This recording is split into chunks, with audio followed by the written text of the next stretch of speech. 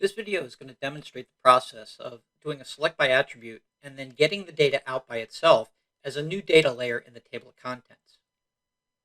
I'm going to open up the 911 calls data attribute table, and I'm going to isolate the calls based on the call type attribute.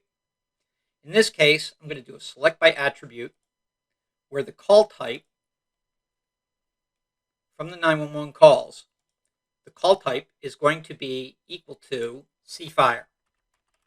I'm going to validate that, make sure it is a valid SQL expression, and then I'm going to go ahead and apply it. We can see from the results that we have 125 calls that match the query of a call type for cfire. We can also see that when we look at the results from the call type that only the cfires are highlighted. I'm going to switch the table from the show all table records to show just the selected records. We can see by scrolling through the data table that they're all cfire. I'm now going to take that data set that I just created of the calls that are just cfire, currently highlighted in blue, and I'm going to get that data out by itself so that I can have that data layer away from all of the other call types. To do that, I'm going to go into the 911 calls data set that I did the selection on.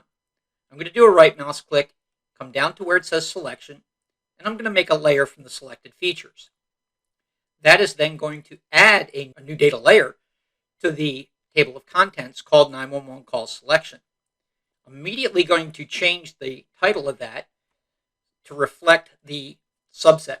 This is then going to be called 911 calls of cfire.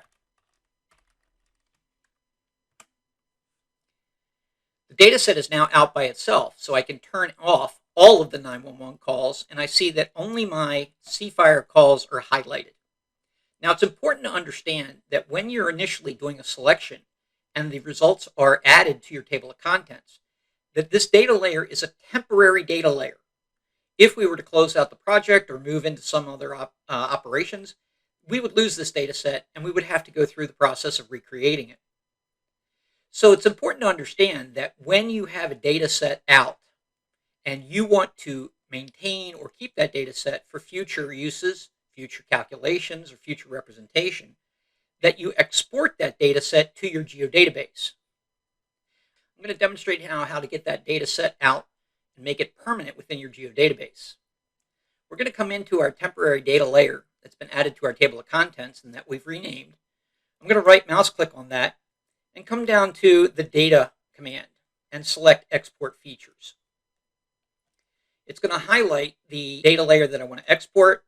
I'm going to send this output to my exporting a selection geodatabase, and I'm going to say OK. I'm going to give it an output name to reflect the input data set, 911 calls cfire. Now, it's important to realize that ArcGIS Pro won't let you save any file that begins with a number. It's a rule that's built within the software. So anytime I do want to start a file name with a number, I'll simply put a lowercase c in front of it. I'll go ahead and say OK.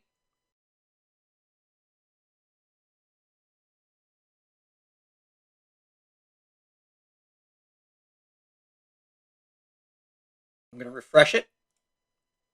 And there's our new data set. Now, because our new data set was created, you'll see it got added to the table of contents.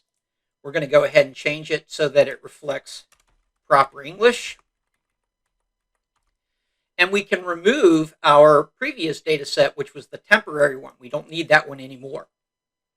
And so there we go. We now have a new data set added to our table of contents and offloaded into our geodatabase for future use.